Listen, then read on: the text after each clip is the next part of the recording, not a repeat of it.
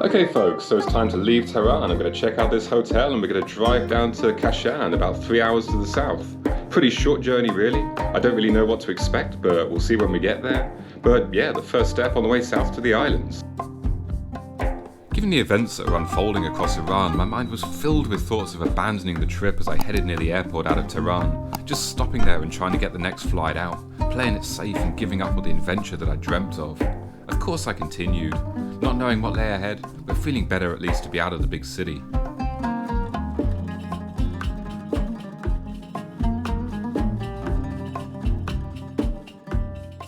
So arrived now at Kashan, took about 3 hours.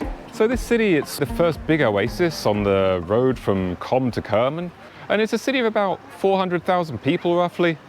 So just on the outskirts of the city, you got really the first site, the Fin Gardens, and this is supposed to be the second best Persian gardens in the country. So let's take a look around that now. So this is similar to what I saw at the Golestan Palace back in Tehran. It's really the focal point of a Persian garden. We've got the water lined by trees at the side, running down a system of conduits with a block at the end which forces the water back up to where it started. So we're going to head towards the pavilion at the end here now.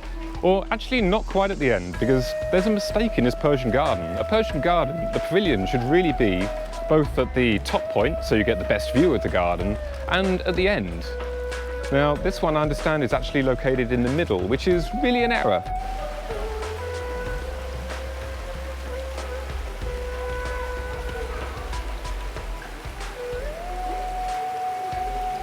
Yeah, walking around this amazing place, it's clear to see why they call it the second best garden in Iran. Beautiful.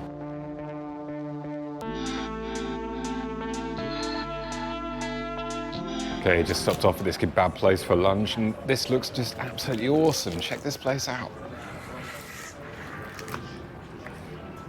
Got this lovely chicken sheesh here. Fantastic. And this is what they're famous for. Bonab. That's mutton kebab.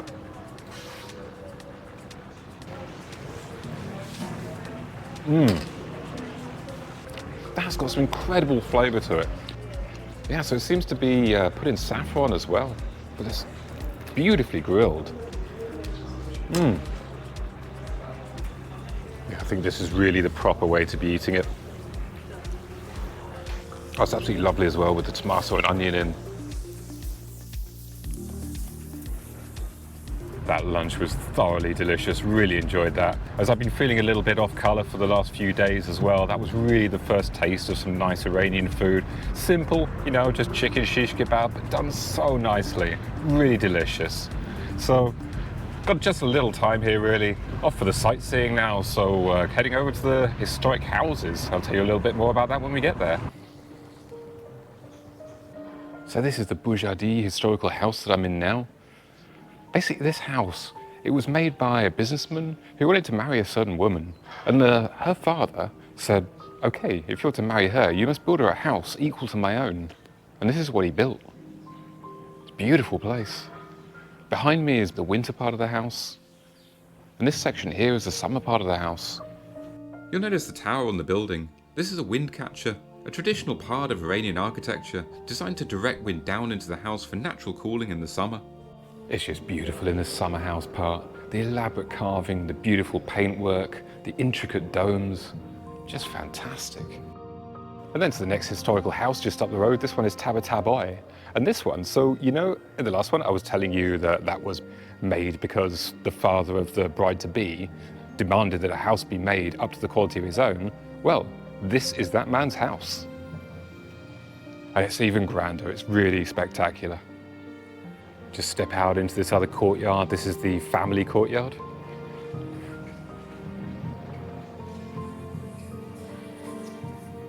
So this place is so big because when their sons and daughters would marry, they would come back to live here generally. So they could end up being up to 50 people living here. Hence the sheer size of the place and so many rooms.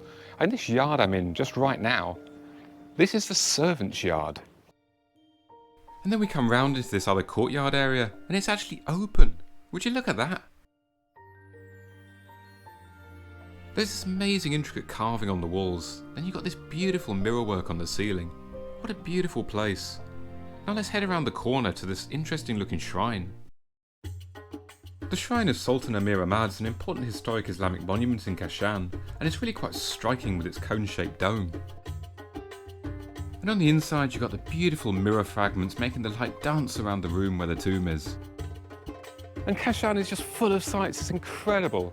So just around the corner we've got the Sultan Amir Ahmad Historical Baths.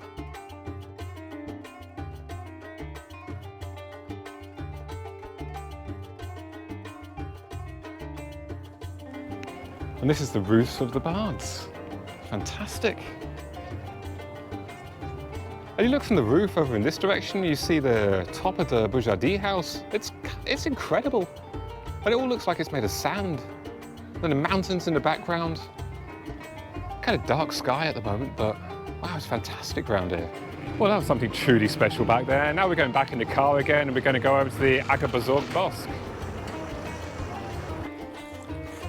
So this mosque is really quite unique. You got the mosque as normal with areas for prayer on the ground level, but then down below ground you've got the religious school, which is still in use to this day. And that was incredible again. Kashan just keeps giving. We're off to the Caravanserai now and the Grand Bazaar. And so a short walk through the bazaar, which is just opening up at this time of day, takes us towards the Caravanserai. And it's really the most strange Caravanserai I've seen. It's a beautiful, beautiful open room within the bazaar. Normally a Caravanserai is a big open space where historically traders along the Silk Road would stop off temporarily, sleep, set up shop and then move on. But this is such a different space.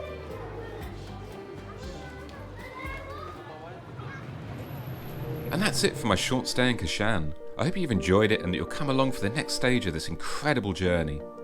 In the next video I'm off to Yazd, a city of around 500,000 people, located smack bang in the centre of Iran. It's about a 4-hour drive from here, but there's going to be some pretty epic sights along the way, so it's not going to be dull. We'll go to the beautiful town of Abiyane, as well as visiting the cities of Nain and Maybod. Goodbye for now, and I hope to see you next time.